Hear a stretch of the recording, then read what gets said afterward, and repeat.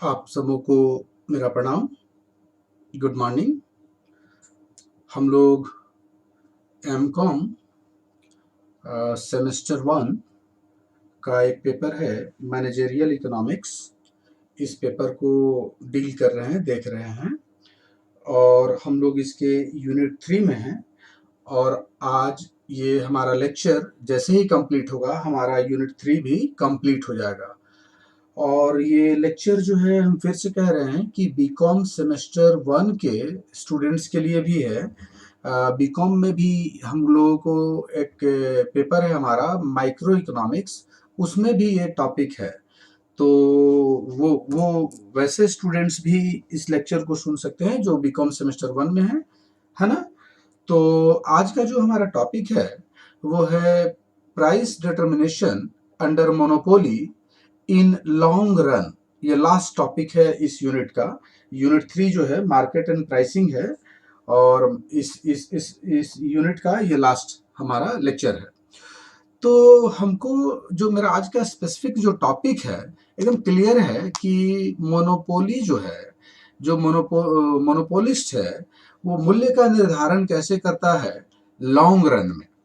तो थोड़ा सा 2 मिनट के लिए हम एक बार इसके इसके पहले का जो लेक्चर है उसको थोड़ा सा रिकॉल करा दें 2 मिनट में कि क्या हम जान चुके हैं, क्योंकि उसी से बेस पकड़ाएगा। थोड़ा सा देखिए, हम लोग जैसे कि स्टार्ट किए थे प्राइस डिटर्मिनेशन अंडर मोनोपोली। तो यहाँ पे कहा गया था ना आपको कि दो अप्रोच है ना। आपको दो अप्रोच बतलाए गए थे, टू अप्रोच थे। एक था total revenue and total cost approach, और दूसरा दूसरा क्या था आपका marginal revenue and marginal cost approach. मतलब जो इक्विलिब्रियम प्राइस हमको डिसाइड करना है मोनोपोली के अंतर्गत, उसमें दो अप्रोच बतलाया गया है, पहले भी बतला चुके हैं।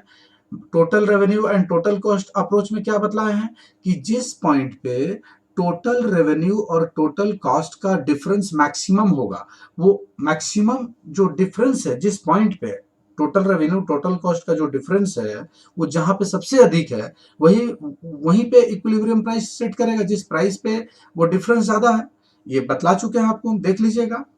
और दूसरा जो अप्रोच है marginal revenue and marginal cost approach में, इसमें कहता क्या है ना कि according to MR and MC marginal revenue and marginal cost approach, a monopolist will be in equilibrium when two conditions are fulfilled.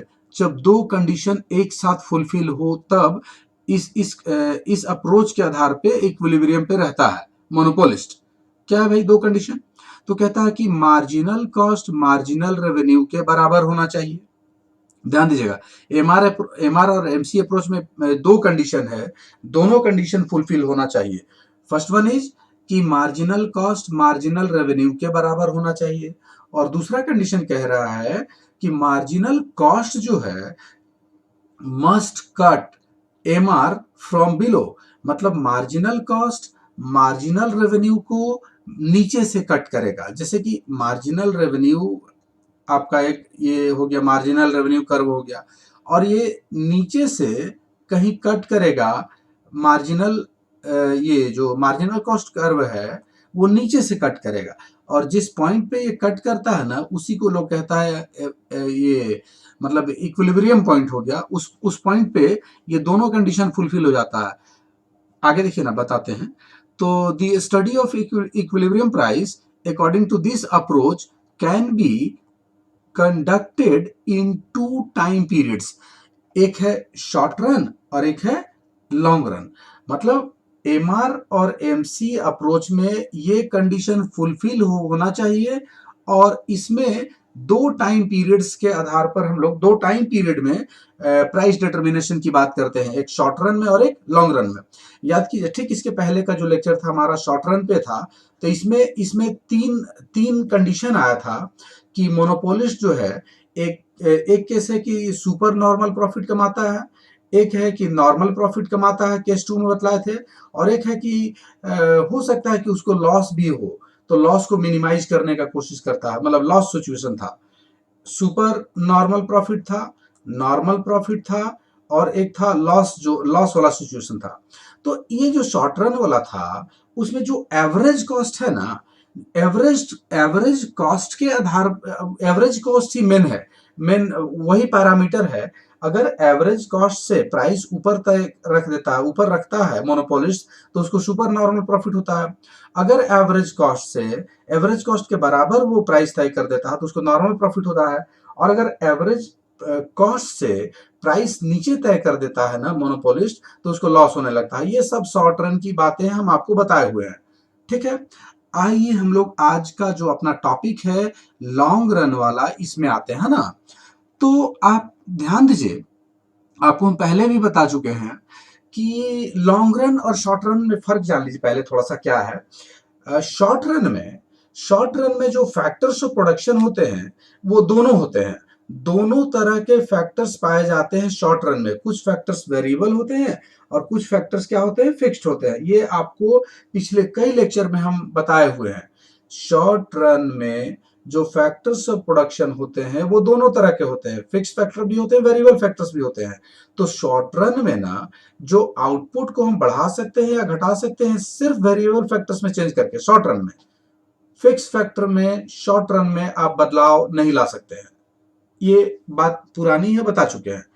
Long run में सारा का सारा फैक्टर्स फिक्स होता है, मतलब इतना समय रहता है ये मैन्युफैक्चरर के पास कि जो जो फैक्टर्स ऑफ प्रोडक्शन है ना, वो सारे के सारे फैक्टर्स ऑफ प्रोडक्शन जो है वेरिएबल्स होते हैं, सब में बदलाव ला सकता है। मतलब क्या हुआ कि लॉन्ग रन में कोई भी फैक्टर फिक्स नहीं होता है, सारे के सारे फैक्टर्स वेरिएबल होते हैं लॉन्ग रन में, है ना। तो लॉन्ग रन में ये जो आउटपुट है, आउटपुट का जो लेवल अचीव करना है मोनोपोलिस्ट को, वो किसी भी प्लांट साइज को चुन सकता है। किसी भी तरह प्लांट देखिए, पुराना प्लांट को हटा करके नया प्लांट लगा सकता है, पुराने प्लांट के में कुछ एक्सटेंशन कर सकता है, मतलब कुछ भी कर सकता है। टाइम सफिशिएंट रहता है व्यापारी के पास, मैन्युफैक्चरर के पास। और वो जो प्लांट्स है, जो फिक्स फैक्टर कहते थे ना, उनमें भी बदलाव लाता है। कोई भी प्लांट साइज को चूज कर सकता है जिससे कि वो जो डिजायर्ड आउटपुट लेवल जो है ना, वो उसको मिल सके, डिजायर्ड डिमांड का जो लेवल है उसको वो मीट कर सके, ठीक ना। तो आइए देखते हैं, फिर से कह रहे हैं लॉन्ग रन में कोई फैक्टर वेरिएबल फिक्स नहीं होता, सारा का सारा फैक्टर क्या होता है, वेरिएबल होता है। तो इसको ध्यान में रखते हुए आइए हम लोग देखें कैसे हम लोग लॉन्ग रन में प्राइस फिक्स करेगा, कौन, मोनोपोली, है ना, कहां पे वो इक्विलिब्रियम पे रहेगा। Long run is the period in which output can be changed by changing the all factors of production, because only variable factors are found in long run। ये तो आप जान रहे हैं, लॉन्ग रन जो है टाइम पीरियड है, एक ड्यूरेशन है जिसमें क्या होता है, आउटपुट को हम चेंज कर सकते हैं। कैसे भाई, तो by changing the all factors of production, सारे फैक्टर्स ऑफ प्रोडक्शन में बदलाव ला करके हम आउटपुट को चेंज कर सकते हैं। क्यों भाई, रीजन क्या है, because only variable factors are found in long run, no fix factors are found in long run, है ना। In other words, all variable factors can be change कर सकते हैं, and monopolist would choose the plant size which is most appropriate for a specific level of demand। ध्यान दीजिएगा, कह रहा ना कि दूसरे शब्दों में ये जो वेरिएबल फैक्टर्स को तो हम चेंज कर रहे हैं, और चेंज करके क्या होता है, मोनोपोलिस्ट जो है ना चुन सकता है, उस प्लांट साइज को चुन सेलेक्ट कर सकता है जो उसके लिए मोस्ट अप्रोप्रिएट होगा, जिससे कि वो क्या हो, स्पेसिफिक लेवल ऑफ आउटपुट को मीट कर सके।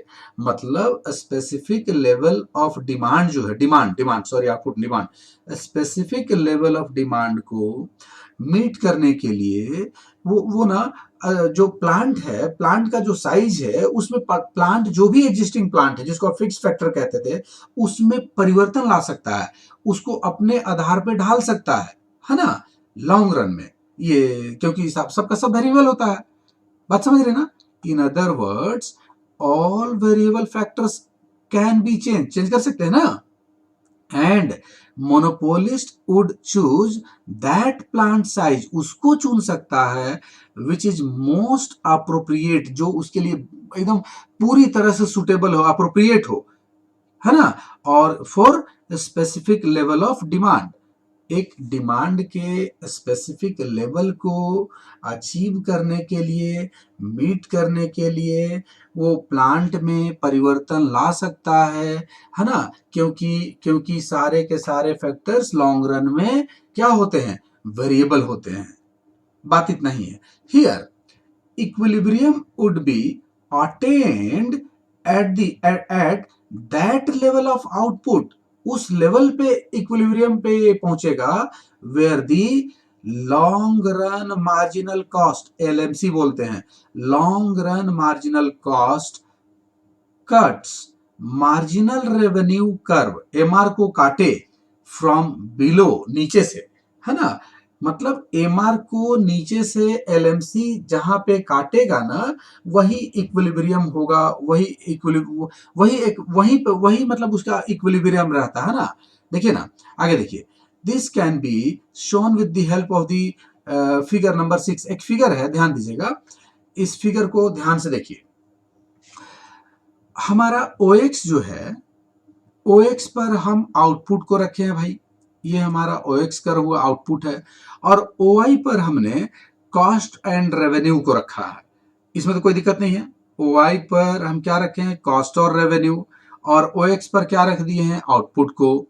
ध्यान दीजिएगा, ये देखिए आपका MR है, ये जो आपको आ रहा है रेड वाला, ये MR है, मार्जिनल रेवेन्यू कर्व है। इसको ध्यान से देखिए, जो रेड जा रहा है जिसपे, और ये जो नीचे से कट करते हुए जो निकल रहा है, ये आपका long run marginal cost curve है, एलएमसी है, लॉन्ग रन, एलएमसी अभी बतलाए थे ना, लॉन्ग रन मार्जिनल कॉस्ट, है ना। लैक क्या हुआ, इसको तो जान रहे हैं, लॉन्ग रन एवरेज कॉस्ट, है ना, और ये तो जान रहे हैं एवरेज रेवेन्यू कर्व, ये आपका कौन है, एवरेज रेवेन्यू कर्व, ठीक है, और तो कोई नहीं बचा।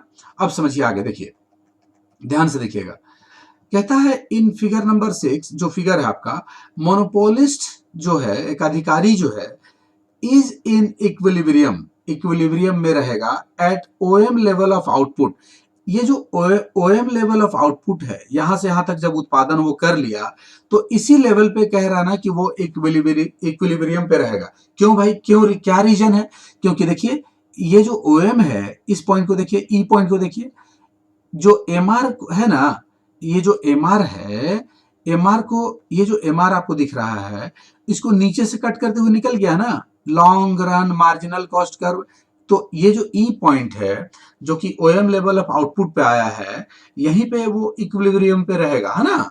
क्यों रहेगा, क्योंकि यहाँ पे दोनों कंडीशन सेटिस्फाई हो रहा है। ध्यान दीजिए, ई पॉइंट पे ना, ई पॉइंट पे कहता है कि मार्जिनल कॉस्ट जो है, मतलब लॉन्ग रन मार्जिनल कॉस्ट जो है, ये मार्जिनल रेवेन्यू के बराबर है, पहला ई पॉइंट पे ध्यान दीजिएगा, और दूसरा कि ये जो एलएमसी है, long run marginal cost curve है, ये कट कर दिया है ना, ये कट किया है एमआर को, कहां से, बिलो से, तो यही ना दोनों कंडीशन फुलफिल होने पे इक्विलिब्रियम पे रह जाता है मोनोपोलिस्ट।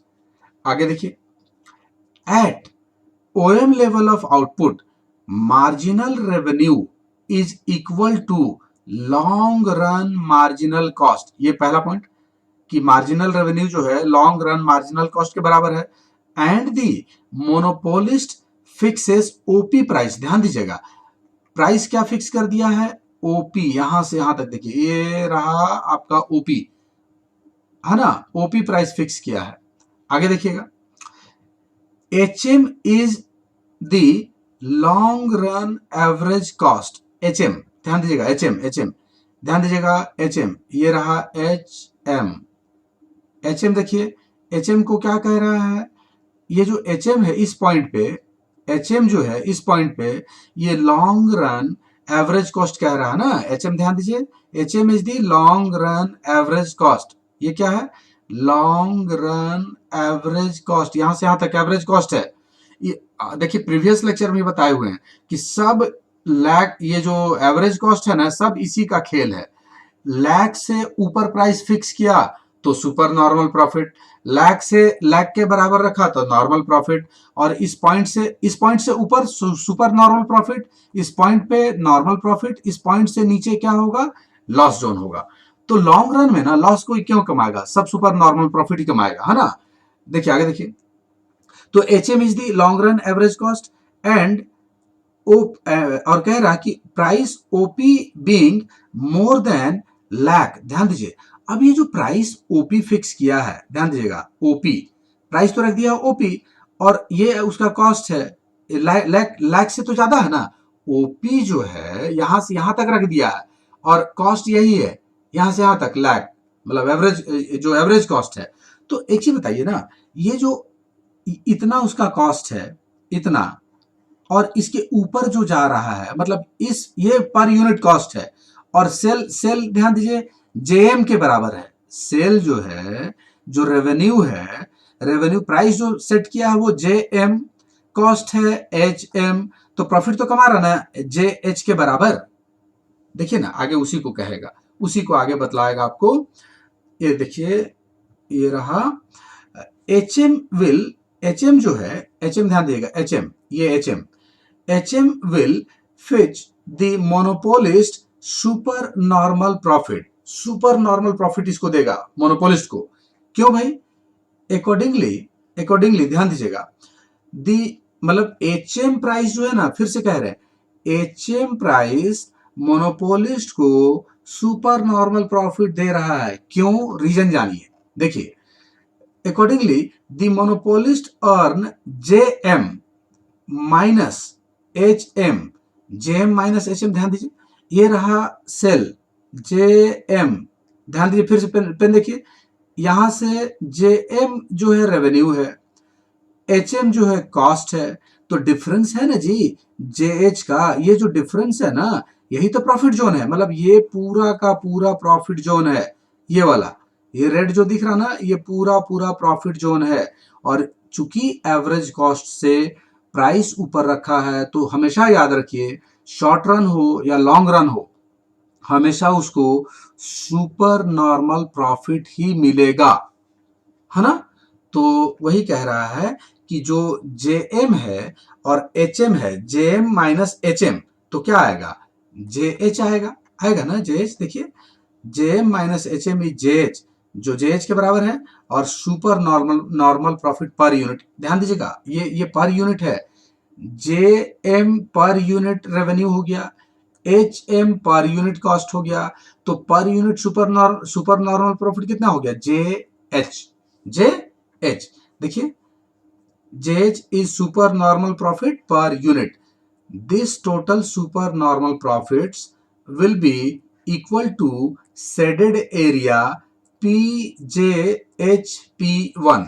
ये देखिए, PJHP1, मतलब ये जो एरिया है, ये जो एरिया है ना, ये एरिया शेडेड एरिया जो है, यही है सुपर नॉर्मल प्रॉफिट।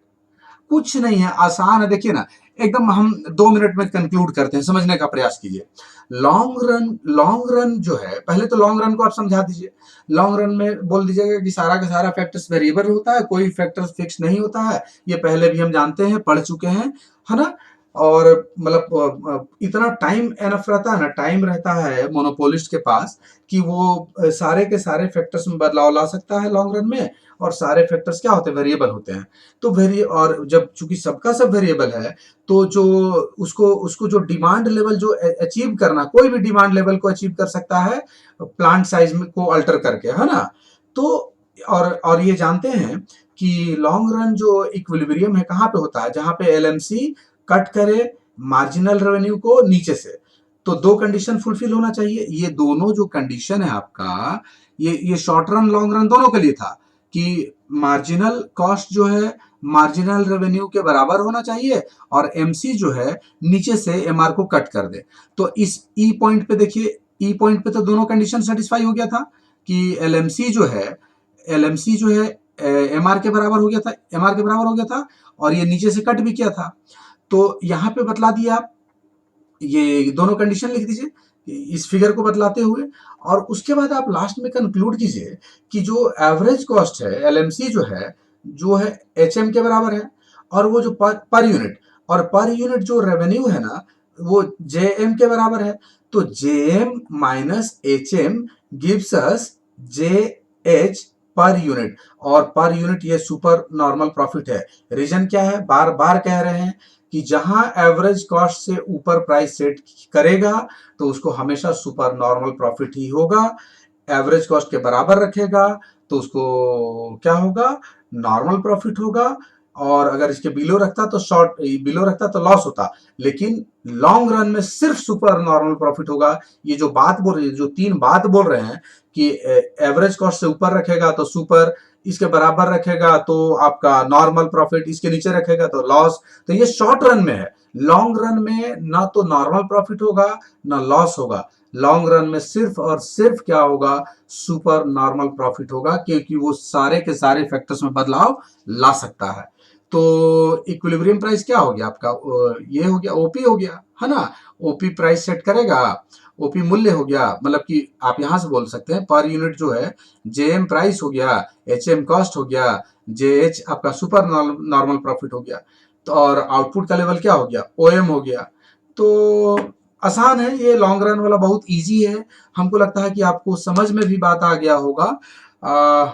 लाइक करें, प्लीज लाइक करें। अगर आप चैनल पे जाते हैं, आपको टॉपिक समझ में आता है, समझ में कब आएगा, जब आप पूरा आप लेक्चर सुनेंगे। आप इन किए 2 मिनट रहे, स्किप स्किप स्किप करके निकल जाते हैं तो आपको टॉपिक नहीं समझ में आएगा। आपको पूरा लेक्चर सुनना पड़ेगा, तभी चीज समझ में आएगा। एक बात हमेशा याद रखिए, जीवन में पढ़ाई का, स्टडी का कोई दूसरा विकल्प नहीं है। एक अच्छा इंसान आप इसी के बदौलत बन सकते हैं। ईमानदार बनिए, अपने से ईमानदार बनिए, पढ़ाई कीजिए, मेहनत कीजिए। और अगर आपको पसंद आए तो लाइक कर ले और सब्सक्राइब भी कर ले, प्लीज सब्सक्राइब करें ताकि नेक्स्ट नोटिफिकेशन आपको मिलता रहे। आप सबों को लाइव बने रहने के लिए thanks. Have a good day.